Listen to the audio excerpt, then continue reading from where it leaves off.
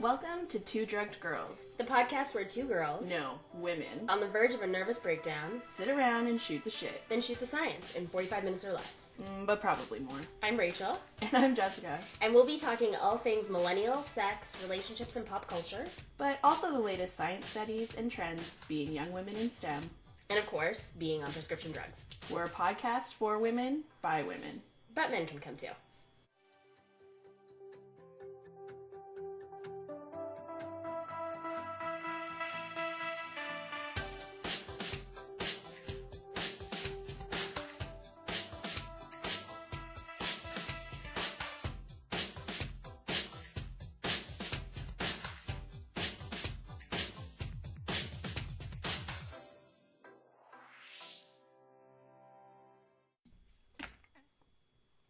Are we recording? Don't mind this. I am just, testing my blood sugar. Making sure I'm not about to go into a coma. Alright. It's a little high. I did eat though, so Yeah. that's pretty normal. Alright, let's do this. We're Do you need to talking. take any? No, I'm good. What are we talking about? This episode is entitled, I'm Hungry. Ooh, that's probably the most common phrase that comes out of my mouth. 100%. All As the time. my partner, Even if I'm not hungry, though. yeah, I'm always hungry. Yeah. I don't know what not hungry really is. I'm Rachel, I'm Jessica. and this is Two Drugged Girls. Yeah, man. And we are talking about diets. Ugh, just that word, I know. turns my stomach. Well, so this is something that I'm massively interested in. It's my degree. Super passionate. But I also understand how bullshit Yeah. it is. Yeah. And this is probably going to be a two-parter. I could see how that might happen. We might even explore it another weeks. Yeah. Because I have a lot to say. Yeah. So why don't we dive right in? All right. Okay, so let's shoot the shit a little bit. All right. I like shooting the shit. Yeah. I want to talk about eating healthy. Okay. So, I have nothing to say. No. I say eating healthy in quotation marks because I want to know from you, Okay. what is eating healthy, in your opinion? Ugh. Okay. Eating healthy is having a balanced diet. Now, what balanced means to people is very different. It shouldn't really be. I don't think. One thing in having diabetes, I had to sit down with a dietitian and talk about eating Right. because I need to eat well. And so just But what is that? What is eating well? fill half my plate with veg. And then, a little bit of protein over here, some meat, some kind of low lean meat. So that plate is a Yeah. reference that you can find on, if you're in America, you can find it on the USDA's website. Yeah. In Canada, you can find it on Health Canada's website. Yeah. So it goes sort of hand in hand with the food guide. Right. Which the food guide is bullshit. I've been saying since I was 5 years old, I cannot eat however many servings of grains they want me to eat in Yeah. a day. Well, that's changed, and it's probably going to keep changing because there's a revision to the Canadian food guide coming out soon. Thank God for that. But even then, I mean, just because I obviously I'm familiar with the food guide. Yeah. How many servings of grains are you supposed to get a day? I don't even remember. Isn't it 5? Way more. 5 to 8? It's more like 8 to 10. 8 to 10. Yeah, that's no. Yeah. And what's a serving? A slice of bread? Exactly. Oh, dear Lord. What's a bagel? Which is more common for people to be eating than toast these days. A bagel's 4 servings, I swear. Yeah, it can be sometimes up to, depending on the bagel, it can be up to 8 servings. That's really... Yeah. Wow. Especially at fast food places, like Yeah. breakfast places. Yeah. Where you can just go and pick up a coffee and a bagel. It's pretty exorbitant. Yeah. But, okay, so eating well, eating balanced is something that you were told to do. Yeah. Did they give you any kind of information on, where to find that, or did they give you like resources? Like, what did they say? Mostly they directed me towards the Canadian Diabetes Association website. Okay. Which I find funny because even looking at, like, they have recipes on there, even looking at the recipes, I'm like, I don't know if I should be eating this, regularly. Right. And it's like what? presented as like a regular meal. I can't even think of anything off the top of my head. Yeah. But I don't know, man. I mean, for things, okay, so if you don't know by now, I am a dietetics student, so I'm doing my master's in human nutrition, and I am doing all of my credentialing to be a registered dietitian. So in theory, I could be the dietitian that you would speak to in a couple years, right? Yeah. From the resources that I'm given in order to give to patients, a lot of it is things like a balanced meal for lunch, let's say, is 8 ounces of milk, an apple, a sandwich with, let's say, roast beef or grilled chicken on a whole wheat, 2 pieces of whole wheat bread with lettuce and tomato, no mayonnaise, or a teaspoon of mayonnaise. I don't even think I could spread a teaspoon that thin on my bread. That would be probably the top part of the sandwich, not even half, for me anyway. Yeah. And a side of carrot and celery sticks. Yeah. That's a balanced lunch. Who eats that way? Few people. And here's the thing, I can eat that way. Is it sustainable for me? No. No. Well, I just think that's really outdated. Like, Yeah. people in 1955 might have eaten that way. Yeah. But we have, cuisines. We have, most of us eat our meals out of the house. Yeah. Especially lunch or breakfast. Yeah. So, if I have, let's say I have a stir fry or something, like, why aren't we saying leftover stir fry? Or why aren't we, suggesting different cuisines and some things that are more flavorful than, a glass of milk and a meat sandwich with a hint of mayo. It's boring. It is. And then you give someone that resource and they think, well, I don't want to eat that because and eat it every day. Yeah, because ultimately, I mean, any good dietitian would tell you that you have to have a variety of foods. Yeah. But the problem I think that a lot of people come up with or sort of face is that, a lot of people are real busy. So a lot of people don't like to cook. No. And so Or don't know how to. So they just want to be told what to eat. Yeah. And we're going to touch on it a little bit when we talk about meal plans. But I think, actually, we can talk about it now. Okay. That leads people to finding information, usually on social media. Yeah. Places like Instagram, because, I mean, the power of visuals can be everything. Yeah. And it looks pretty, do not get me wrong. Yeah. But I feel like everybody's seen this meme where it's 7 Tupperware containers with a slice of pizza each, and it's like meal planning for the week. Exactly. Like, eating the same thing every day is not only boring, it's also not good for you. Yeah. I mean, even if it's quote unquote healthy food, don't eat it every day. Yeah. Because when, people, it's also really hot right now to talk about macros. I could almost, cycling. Yeah, I could intermittent fasting. I could almost do an entire episode on just each that. diet. Yeah.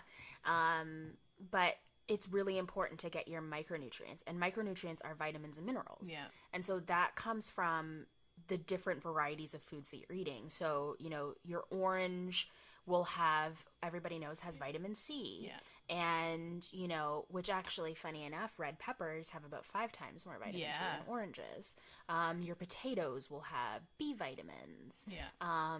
Your purple cauliflower will have avenanthramides, which are antioxidants. Yeah. So, different foods will give you different micronutrients, and that's really what you need macronutrients obviously for energy, but micronutrients are needed to really fuel your cells within your body. Right. And that's sort of less emphasized than macros, because I guess, I don't know, it's not as sexy, you can't really see it, versus, okay, people understand a carb more than they understand selenium. Yeah. And how important that is. So the reason why I'm asking you what you think is healthy is I feel like there's this perception of foods being sort of bad versus good. Yeah. And something about this irks my soul. Because it places so much guilt on the person. And here's the thing. Let's talk about food addictions are real. Mm-hmm. And I was having this conversation with my mom, actually. And we were talking about how, with other addictions, things like smoking or drugs or alcohol, we talk about kicking those addictions in the sense of stopping cold turkey. Yeah. Okay? With food, everybody eats. And you need to. And you need live. to eat 3 times a day or more. Yeah. And so how do you change the way you eat so that you feel happy, your quality of life is not compromised, you're enjoying yourself? It's there's a huge social component, or can be a social component, to eating. You don't feel like you're compromising the thing that you do 3, 4, 5 times a day, every single day, in order for what? For some, perceived health benefit, something that's not actually tangible. Yeah. It's tough. And so I hate the idea of, guilting people into eating a food that's healthy or that's good, and then not ever being able to consume food that's bad or unhealthy. Yeah. And I don't think a lot of people realize, but this is the same thing. Good food is also the same thing as clean food or real clean food. eating. Clean eating, whole foods. Yeah. That idea that, like, this is the way you should be eating, and if you aren't eating this way, then there's something wrong with you, or you could be better. Yeah. And the privilege that's associated with that, because honestly, most of the time, unfortunately, our government is set up such that, chips are being subsidized way more than broccoli. Yeah. And that's not an individual's issue. That's not the person's issue. It's the systemic issue. Yeah. And our government has to change. And sure, a person can change that by their voting changes.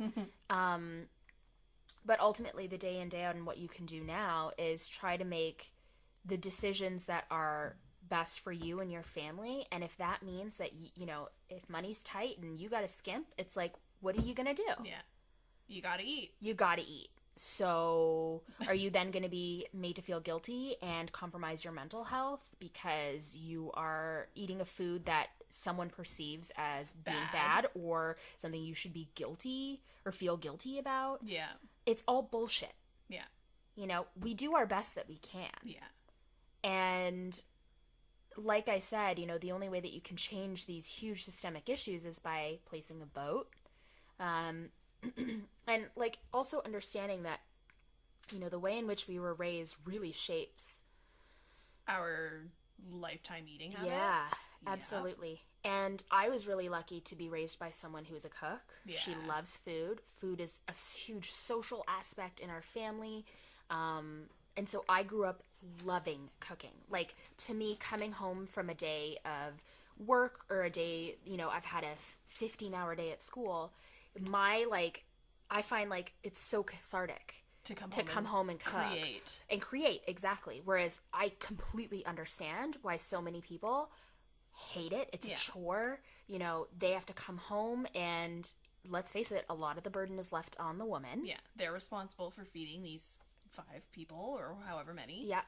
And it's exhausting. Yeah. I totally understand that. Yeah. So, I don't know what my point is. I think just like this whole concept of healthy. Yeah, it's a construct and it doesn't exist. And, anytime, it's so rampant on social media. And I feel like I had this sort of, I don't know, epiphany, if you will. When I first joined Instagram, I identified as a female. Mm-hmm. And I thought it was really interesting because before I had even posted anything or liked anything, everything that came up on my home feed was about diets, fitness challenges, before and after pictures. No way. Everything.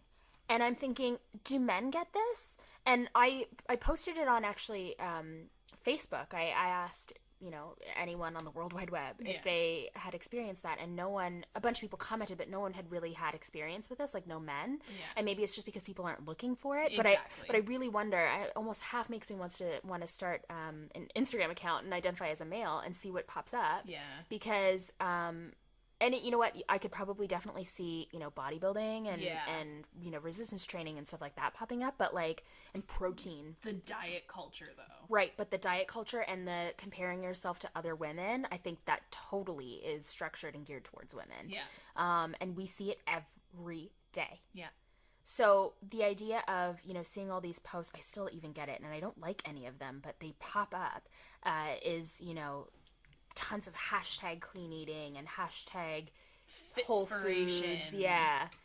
And it's just, some of them have merit where they're comparing, I saw one this morning actually, which was comparing on the left, it was your morning coffee run, and it was like a venti mocha frappuccino, a lemon loaf, and a chorizo sandwich. Okay. Which came out to just under 1,500 calories.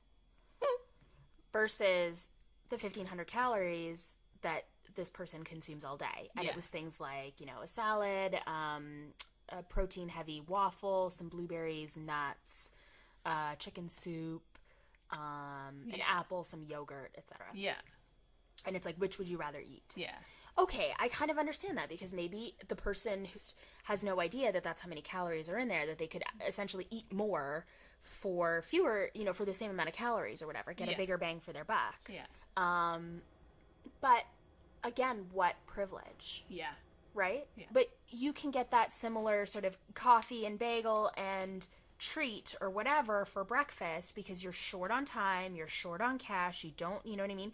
And so you can easily spend that many calories, if you will. Yeah. And it's such a privilege to have that time to prepare that, huge meal of, all of those meals of what you're going to eat during the day. Yeah. And people don't realize that. No, they don't. Don't look at those posts and those, social media propaganda, essentially, that says this is the way that you should eat. Yeah. Because it's all judgment. It is. And it's all very showy, and it's not, like, for your average person, I don't think it's real or sustainable. It's just not. Like, I look at my sister.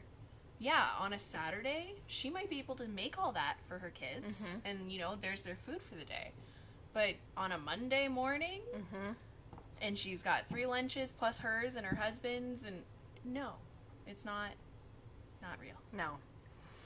So that kind of leads into the next sort of topic, is posts about what celebs or nutritionists eat in a day. Oh, dear Lord. And meal planning, because we didn't even really touch on meal planning. Yeah. Okay, first of all, it's like, you hear about athletes like Michael Phelps, and he eats like 22,000 calories in one day. And it's like, okay, that's great for him. He trains like 8 hours a day. He trains and needs those calories for energy. These, trainers have very different metabolisms. They work out however long a day. Their body and my body is very different. We need different things. Yeah. Why do I care what they're eating? Well, it's a lot of what's good for the goose isn't necessarily good for the gander. Exactly. But this is so rampant in, like, the wellness and fitness community, is, like, do what I do so you can look like me. Strive to be like this. Yeah. And it's not a one size fits all. At all. Or one recipe fits all. No. I could eat there was a really interesting study, forgive me, I don't remember who did it, but I remember it was in a documentary that I watched, where they had various, I think it was a small study, so there was maybe 10, 15 people, different ages, different races, different backgrounds, equal, I think, parity in gender. Okay. But they all ate the same thing, exact same thing. It was controlled every single day for, I think, 2 weeks maybe. Okay. And they did hydrodensitometry, which is a method of calculating how much a person weighs and like their entire body composition. It's the most precise way to calculate the energy requirements of a person Right. and to understand how they metabolize energy. Okay. And what they found was the Hispanics and African Americans, because this was in the States, gained the most weight. It was a high cal, high fat, I think, diet, something around that. Oh, sounds great. Yeah. Pardon me. All right there. Oh, water went down the wrong hole. Ugh. And what they found was, so Hispanic subjects and African American subjects gained the most weight Okay. in that time, and the Asian young guy actually ended up losing weight. What? Yeah. Not much. I think it was just a minimal amount. But it goes to show how individualistic our metabolisms are. Yeah. And eating the same way, I could eat the exact same way you eat. Yeah. Exact same way. And we could have very different reactions. Yeah. You know? I mean, personally, I'm lactose intolerant. Are you? I don't believe so. So there you go. Yeah. I could have extreme gas pain and whatever Yeah. from eating And I could be totally a bowl fine. of cereal. Yeah. So, but the problem is, ultimately, is that, you know, the people who are leading these communities aren't educated. Yeah. So they are in terms of, you know, their certs and what you need to be, let's say, a personal trainer, but you take a couple nutrition classes and suddenly it's You okay, know. yeah, for you to give out meal plans and nutrition advice. When actually, being a registered dietitian is not only something that I've gone to school for 3 years for, with a master's degree, it's also, you can get it at the undergrad level, sure, but it's, you cannot use specific words to title yourself. So the title of the profession is a registered dietitian, Okay. or in the States you can say a registered RDN, registered dietitian nutritionist. Okay.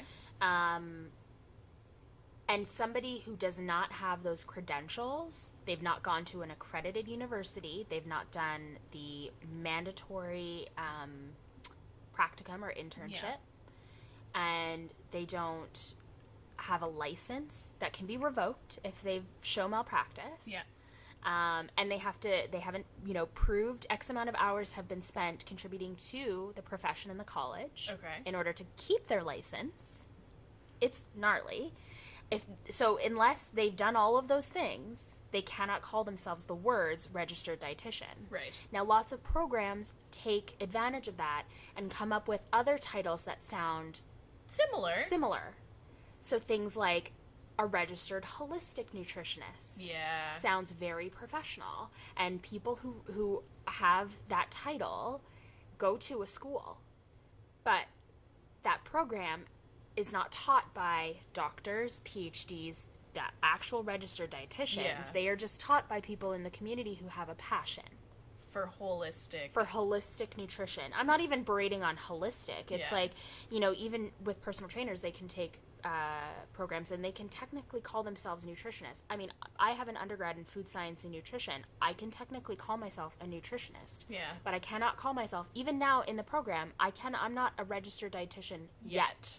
But I can't call myself, we have, there's a handbook and very strict rules. I can't even call myself an RD2B or a soon-to-be dietitian. I can't, it's a dietetics student. Wow. That's it. So, all that to say that there are lots of people who can go out there and who can take an online course or go to a school. Or not even. And call themselves nutritionists or passionate about food or wellness coaches. And I mean, sure, there are probably some people who give great advice. Yeah. And a lot of those people who have successful results and testimonials are doing it on, you know, the average healthy 40-year-old who wants to lose 10 pounds for a wedding. Yeah. Or 20 pounds or 30 pounds for a wedding. Yeah. They aren't the people who are in the ICU putting people on TPN Yeah. or IV nutrition, or they aren't the people who you go see at your endocrinology clinic. No. No. Not at all. Those are healthcare professionals Yeah. who have a degree. I know people who are guilty of selling themselves online as, Yeah. you know, experience with meal planning and nutrition. Mm-hmm. Bitch, what experience? Right? What? No. Yeah. Because you eat chicken and rice and Broccoli? 7 days a week? Yeah. No, that doesn't mean you know what you're talking Yeah. about. And just because you lost 15 pounds doing that doesn't mean that every single person will. No. And let's be honest, you know, when you're sort of feeling the guilt that is so rampant and so, you know, It surrounds everything. Exactly. Diet and eating. and you're feeling like crap, and maybe, you know, you're eating pizza too many times a week, and then you go to somebody who's charging $20 to plan out your meals for the week. A, that's appealing because you don't have to do the work. Yeah. And B, you know, yeah, maybe you do lose 5 pounds in the first week because, you know, You're changing it up. You're changing it up, and you are going into a calorie deficit. And then you might think, wow, this definitely works. This is a great, you know, this person knows what they're talking about. Yeah. It's the illusion. Yeah.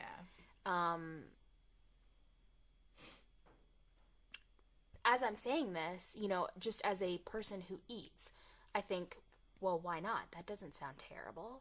I think a lot of it can get terrible if you are a person dealing with comorbidities, if you're Yeah. dealing with disease, how your body can change. Also understanding that, like, weight loss is a dynamic, complicated process. It's not as simple as, you know, calories in, calories out, you lose weight consistently every week. It's No. also not something like currency where, you know, you give yourself a budget, and then if you consistently stay under budget more and more and more and more and more, the then end you of the lose week. more weight. Or at the end of the week, you can, you know, Or at the end of the week, yeah, you can go all out and have those cheat days that people talk about, Yeah. and blast through, you know, oh, well, I was eating so few calories during the week, and then I'm going to go crazy and eat so much on the weekend. yeah. It doesn't work like that. way. You're essentially in starvation if you're having so few calories, and then suddenly when you're consuming a ton of calories, like on something like a cheat day, your body is then saying, I need to hold on to these. I need to hold on to this. You know, I'm getting energy, and I've been in an energy deficit for X amount of days or weeks or however long you decide to do it. contribute your anorexia. For. Yeah. And suddenly your body, especially when you're looking at something like fat metabolism, your body really holds on to those excess energy. calorie. Yeah. So it's super important to, all that being said, so how do we eat, right? Exactly. How what is right for me? yeah. I think the first step is to go see a registered dietitian. If you have, and now I'm speaking from privilege, because if you have the resources, then that's awesome, and you should definitely take advantage of that. If you don't, you can talk to if you have a medical, if you have a family doctor, you can talk to the family doctor. Now, do they have a ton of nutrition background? No. No. But they can get resources if they understand your situation and that you can't afford to go see a dietitian. They have the responsibility of finding the best care for you and for the resources that you have. Okay. So there are places that they can go as physicians, and they have access to get information for you. Okay. Good to know. If you don't have a family doctor, you can go to a clinic and ask for this information. Like a walk-in clinic? A type walk-in thing? clinic, yeah. Okay. I'm sure places like Planned Parenthood that are free would have access to some kind of information. Okay. You can also go to places like the public library. Yeah. And you can talk to the librarian there, and they would have, government materials if you need help with literacy, because some of it is written in scientific jargon. You can definitely go to places like a women's shelter. You can go to even like municipal, like city hall, places like that, and they can help you find resources, to hook you up with literacy programs, so that they can help you translate essentially the documents that you have. Wow. So there are places to go. It's work. It's work. It's not as easy as just Googling how do I eat. Certainly if you're looking at websites and online, you can search anything that has a .gov in it. Yeah. That's government information. It's been curated. It's been reviewed. And definitely if you're in the States, then the USDA. Yeah. And if you're in Canada, Health Canada. And likewise, you can search both because the information is similar. Yeah. And you can find information there. Search on your, those websites. Search for the Food Guide or Eat Right with My Plate, and you'll find information on how to eat balanced and what that means. Okay. So it's all out there. It's just a matter of finding it. Yeah. But definitely, if you can see a dietitian, then that's sort of the first place that you should go. Okay. All right. So end rant. I could talk about this for She really days. could, guys. Let's lighten it up. Okay. What? You're looking so weird at me. I'm sorry. It's okay. Okay. Blank stare. So if you think of it, yeah, I know, right? I'm really creepy. I'm sorry. I love it. If you look at, or if you think, of a celebrity in terms of like who to follow for food inspiration, who do you think of? Not who do you follow, but who do you think of? This is not something that has ever crossed my mind. As like a brand, though, is there somebody who like people follow? For eating stuff? Yeah. Okay. Kind of odd. Kayla Oh yeah. Itzinez or whatever her name is. She shows up on my Facebook all the time. Yeah. I don't know why. I don't know either. She's fit and all this and that. The thing is, I don't think she might post a recipe here or there. Right. But it's not so much eating. Like, she'll post pretty pictures of, like, smoothie bowls. That's still food. Yeah, It's still food. And she's like, doesn't this look delicious? Yeah. There goes Stella. She agrees. I don't know. Do people, like, follow, like, Jillian, and what's her name? Jillian Michaels? Jillian Michaels? Who was from The Biggest Loser? Yeah, does she have food stuff? I'm sure she does. Like, pretty much any of those. God, even someone like Oprah. Yeah. Oprah is synonymous with Weight Watchers. She's been on Weight Watchers she's been the spokesperson for Weight Watchers for like Forever. 20 years more. See, Oprah doesn't come up in my world very often. I don't know. I see her not so much on social media, but I see her on. I remember seeing commercials. Yeah, I've seen her on commercials. Same with, oh God, Kirstie Alley. Kirstie Alley. Yeah. Was it Weight Watchers? Or was it something else? No, it was Jenny Craig. Jenny Craig. Yeah. Yeah. I know there's like a country singer, Jessie James Decker. She does like the South Beach diet. Really? She's a spokesperson for them. Okay, so this makes me wonder, like, first of all, how scary is that? I know. Having celebrities who already have such an influence over our culture, then endorsing These diets. brands. Yeah. And the thing is, it's not a diet, it's a brand. Let's be real. Yeah, it is. It's a business. It's a business. They don't give a flying fuck. And here's the thing, though, is that these diet businesses or brands, they still exist and make lots of money. Why? Why do you think they do? Because their programs work while you're on it, and then when you get off of it, they don't work. Yeah. And people gain weight. Yeah. You go back to normal eating. Yeah. And you gain weight back. And so it almost forces you to be on the program. Yep. Spending your money. Right?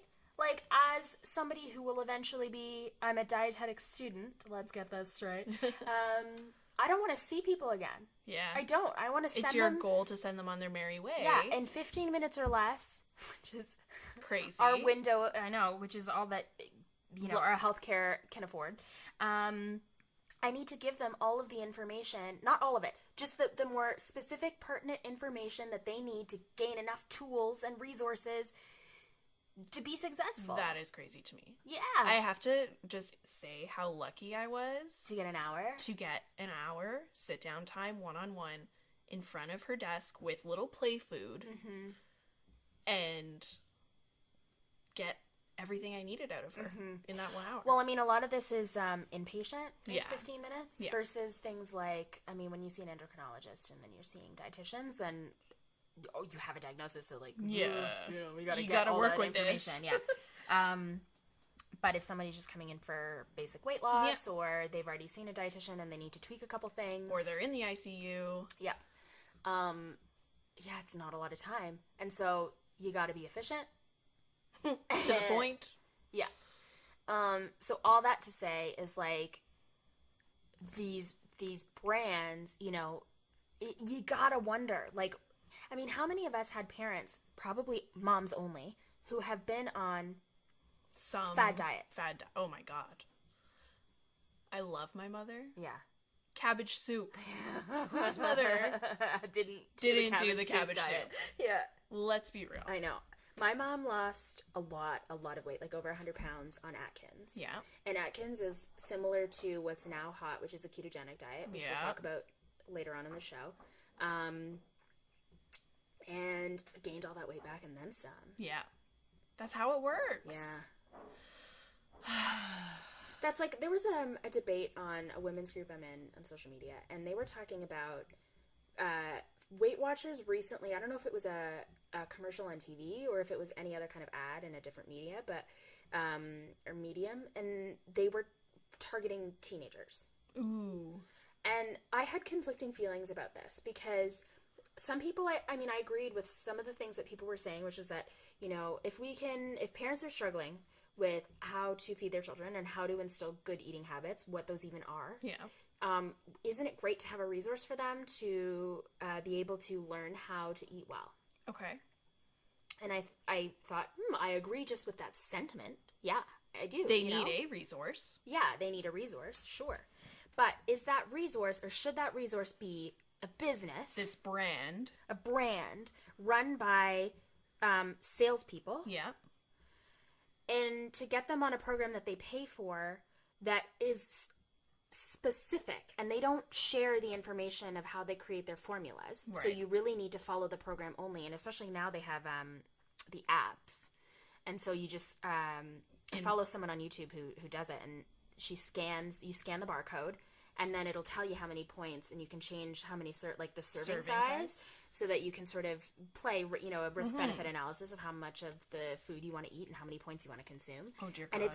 And it's all automatic, so it'll give you your daily points. And I'm not trying to knock on Weight Watchers, because a lot of programs are like this, but, you know, it'll give you your daily points, and then, you put in the barcode of it, and then, or if it's let's say it's an apple or something, and you just click your search bar apple, and it'll tell you how many points are there, and then you can say, yep, I want to eat that, and then it'll subtract it from your daily points. And it's, like, so simple to use and super user-friendly. But when you don't have that, then everybody falls off the wagon. Yeah. And what are you left to do but to go back on the program and spend more money? Yeah. And then, you know, also the fact that they have, I believe Weight Watchers does employ dietitians in corporate. Okay. But they Probably as like a protection for legal matters. Right. But they aren't always in the like clinics and meetings that they have. So the people who are doing your weigh-ins aren't medical professionals all the time. And the people who are running the meetings aren't. So is that a place for children? No. We can do better. Yeah. I think definitely restructuring the healthcare system. If, you know, I'm not even going to speak to the American healthcare system. I just know ours, but, you know, being able to give kids especially the resources. And parents and families in general together, giving them resources to be able to make the best choices with the resources that they have. And that's a key factor. Yeah. Because access to certain things, not always available. Yeah. So, I mean, the celebs who I was sort of thinking about were the Kardashians. Okay. Especially Khloe, because first of all, she's fucking hilarious. Yeah. But she went through such a like public transformation in terms of her body, and then also her mental health, you know, being in a marriage, which first of all, we know nothing about. I know nothing about her life other than what she presents on TV and social media. And so going from a super public, terrible marriage and the end of that to coming out of it, being a stronger person, like the perception of a stronger person, and being fit physically, She's totally capitalized on it, and why not, right? Why shouldn't she? Yeah. They're all business women, they're all business people, so why not capitalize on it? And, I've certainly seen, because they go to this, do you watch the show? I do. Okay. So you know how they go to that salad place? Yes. And they always have those iced teas? Yes. Yeah, like, that's huge. Yeah. At least, I mean, not so much now, a couple years ago it was, but, like, having those ginormous salads and ginormous iced teas, people totally followed that. 100% they did. Yeah. I'm sure those businesses saw major booms in profit. Yeah, absolutely. And, people want to know what they're eating so that they can also, and that speaks to what we were just talking about, is like, what are you doing so that I can do it too? Yeah, yeah. But it's not, you can't, if you're both comparable, same ethnicity, same size, same bone shape, same structure, same muscle mass, same environment, same exercise level, maybe. You'd have to be identical twins. Yeah. And even at that, it's still. Right, but people don't think about that. Okay, so let's shoot the science a little bit. Okay. Let's talk about keto. Okay, keto. What do you know about keto? Keto, super high protein. Mm-hmm. You're basically going into starvation mode. Yeah. It's hard, from what I hear, on your kidneys, and because of the diabetes, I am not ever to do that. Right. Because diabetes already wrecks your kidneys. So that's all I really know. So the ketogenic diet is, like you said, high protein. Almost non-existent carb. Yeah. Basically. Very low carb, high fat. High fat. Okay. And it's very similar to the Atkins disease. Diet. Edit that out. It's very similar to the Atkins diet and the paleo diet. Okay. And the great thing, so some of the foods that you eat when you're on the ketogenic diet are things like high-fat yogurts, lots and lots of protein. I mean, lean is better, but they say, who really cares? You can eat bacon at your leisure. Yeah. Don't eat legumes because they're too starchy. Yeah. You're usually limited to a very small amount of fruit per week, if none at all. And grains are just, forget about it. No. So fiber is a huge issue. Okay. You're just not getting it. Yeah. And here's the thing, is that carbs aren't bad. No. So, first of all, your brain literally needs carbs, because while your body can survive off of fat as an energy source, your brain cannot. It only takes sugar. Yeah. So, because the brain is essentially what makes you, what keeps you alive, arguably the heart does, but the brain is what tells the heart what to do. Yeah. The body will always shift resources to the brain. Yep. It will get first pick. Yep. And so you do need to eat some amount of carbs in order for you to stay alive. Yes. What happens when you're in a carb deficit is your body shifts from carbohydrate metabolism to fat metabolism.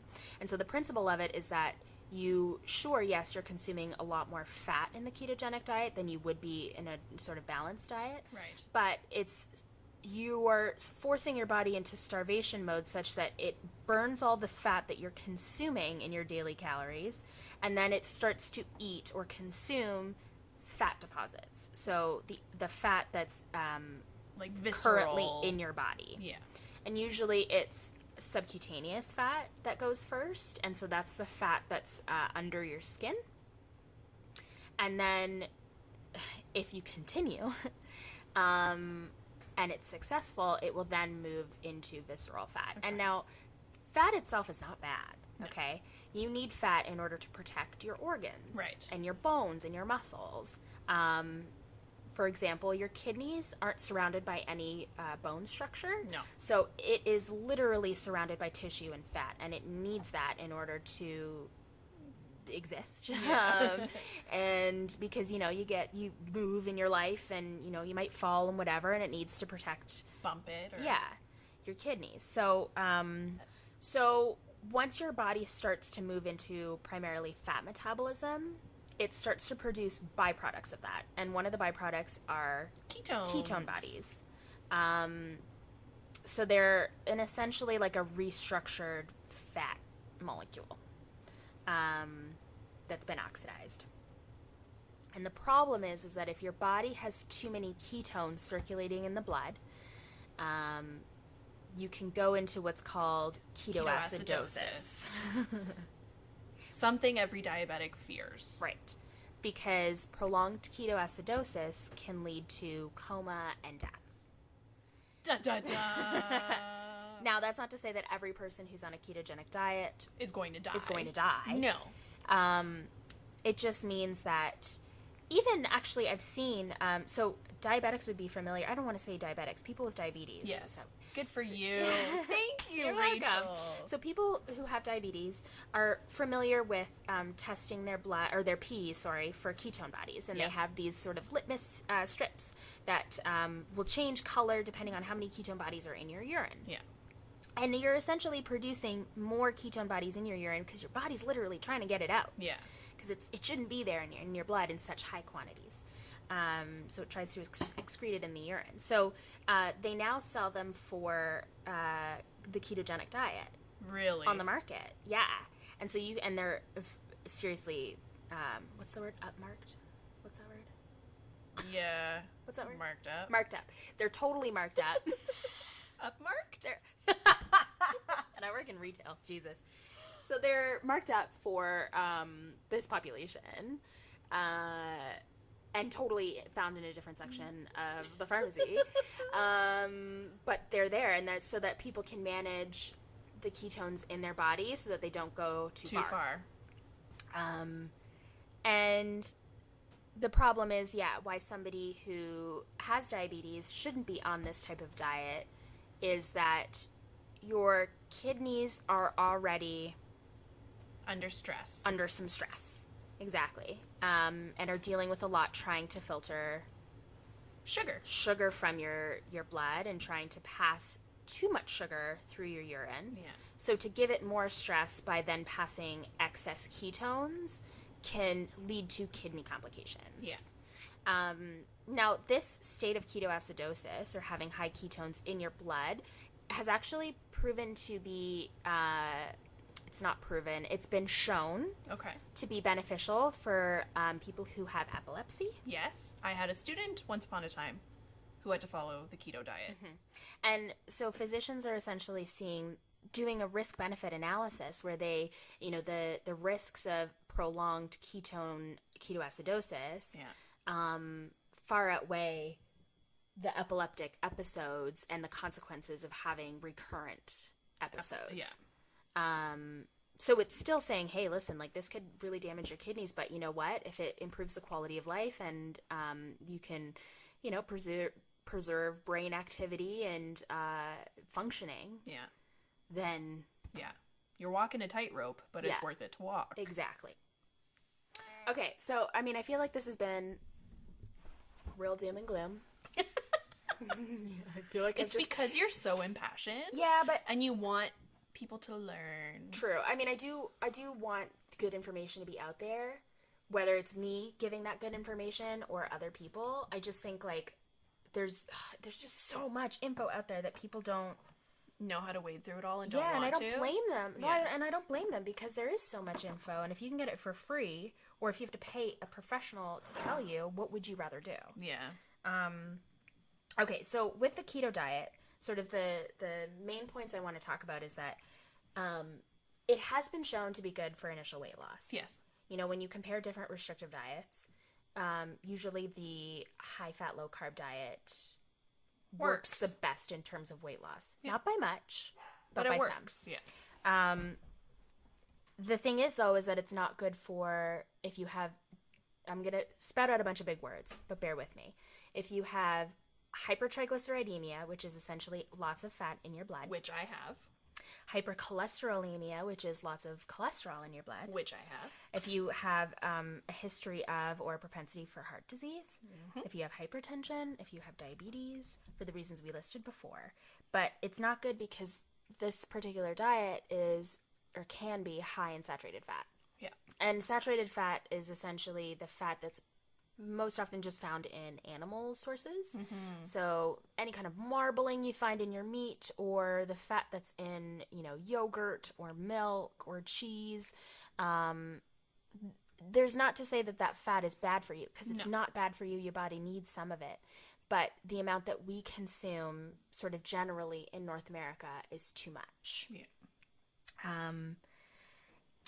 And yeah, so when you're consuming lots of foods that are high in saturated fat, and you have these medical issues where you already have, lots of fat in your blood or lots of cholesterol in your blood, this will only exacerbate the problem. For disaster. Yeah. I also actually did, for one of my seminars, I presented on this meta-analysis that was on the efficacy of probiotics in weight loss interventions. Yeah. And interestingly, restrictive diets. So that's any diet where they restrict either the calories, or they restrict carbs, or they restrict protein, or no diet does that, or they restrict fat, has found that it actually has detrimental effects on your gut microbiome. So that's all the bacteria that's in your gut. And I mean, we can actually go into this in a whole other episode for hours and hours. But it's almost like a third stomach, or a second stomach is what they call it. Yeah. Where it controls your metabolism in many ways, and it's being explored more and more. But what they found is that when you're on a restrictive diet, you can have the bacteria and the community of bacteria in your gut change such that weight loss is impeded. Wow. So, whether it's the enterocytes, which essentially are the cells in your intestines, being impacted because they don't have energy to be fueled, to do their main processes, to work on things like insulin resistance, because they work directly with insulin, which is a hormone that helps to manage your blood sugar, or things like leptin, which is a hormone. It's a gut hormone that is satiety. So it controls satiety, and tells you that you're not hungry anymore. Right. And it works sort of. Can I get some synthetic leptin, please? They've been working on it, leptin pills. Is it a protein? It's a hormone. It's a protein. I know. Okay. It won't be on the market. Trust and believe. There's something called denaturation. Yeah. But you know what actually is more promising and more sort of realistic, or what could happen quicker, is fecal transplant. Yes. So taking the gut microbiome from someone who is naturally thin and taking their poop. Putting it in your own butthole. Or your nose. Oh, the nose. Nasogastrically, yeah. Nice. Is efficient. And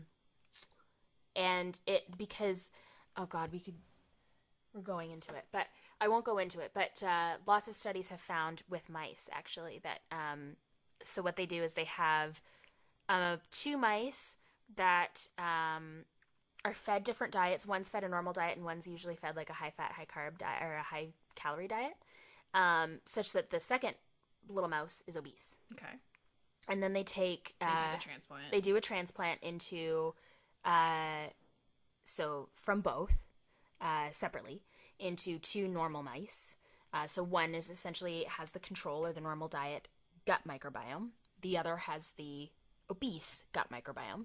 And then those 2 mice are fed a normal diet. Okay, so controlled, normal, healthy diet. And what they found is that the mice that has, or I can't get my plurals right, the mouse that has the transfer from the obese gut microbiome becomes obese.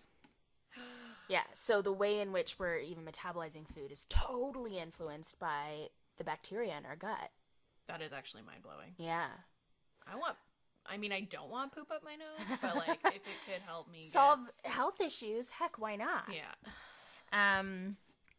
Okay, so then they also found, so the last point I want to make is that while that initial weight loss is more pronounced in people who follow a ketogenic diet or something similar, the weight rebound is most excessive Really? in the ketogenic diet. So they've studied the difference between weight loss and weight maintenance in different restrictive diets, and they found that the low carb, specifically low carb diet, second you start eating carbs again, once you get off, your body switches from that fat metabolism to carbohydrate metabolism and stores.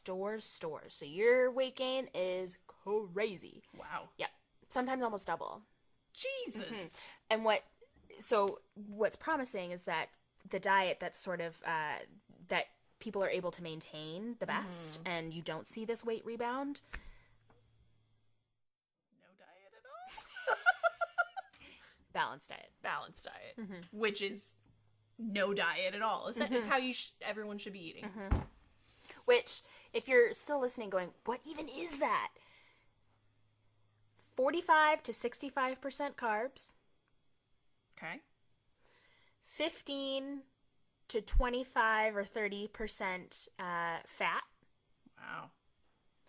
And 10 to 35% protein. Wow. I'm gonna write them down. I just go by the plate, but You could do that too. the plate We'll do that. mirrors exactly. Yeah, there are different mirrors tools that you the can percentages. use if you don't want to be thinking about percentages or counting calories or how many grams of this and that. You can do it by looking at portion sizes and saying things like, according to Canada's Food Guide, a portion of meat is the size of a deck of cards. The portion of starch that you should have is the size of the palm of your hand. and not like 14 feet tall. Yeah. The size of the palm of your hand. Once it's smashed pretty thin, yeah, that's what it should look Exactly. like. Half your plate with vegetables, 2 or more colors is great. Yeah. But you can find all of that information online on a .gov resource website. Which I think we should link in. Yeah, we'll link. Totally link. There you go. We'll do both American and Canadian. Perfect. Okay. So I think that's the end of part 1. Okay. You're so impassioned. Which is another word for annoying. I mean, we weren't as fun this time around. No, I know. We'll get funner in the next one. We will. Yeah. But it's important for people to hear this. Yeah. Because a lot of people just don't know. Yeah. They just don't know. They don't know what's up, what's down. And I'm a firm believer that this kind of information is not a commodity. I don't think you should pay No. for this type of information. I think it's something that should be, it's a public good, I think. Yeah, it really is. Yeah. It would solve so many issues. Yeah. All right. That's it. That's it for now. But we'll be back with more. Stay tuned. Dun, dun, dun. Thank you for listening to the Two Drugged Girls podcast with Rachel and Jessica. This podcast has been brought to you by no current sponsors, so connect with us at twodruggedgirlspodcast@gmail.com. Subscribe to our podcast on SoundCloud and leave us a review. Don't forget to catch our next episode. Stay cool. Bye. I'm like, bitch! What? Say what? Your body does what? Say that again. Ketones. Keto acidosa, what? It should be at the beginning of the episode. I have a diagnosis. Yeah. Oh, God. That's why I threw in the da-da-da. Yeah. I was like, this is very doom and gloom. I know, I don't want to get too in my head. They will die.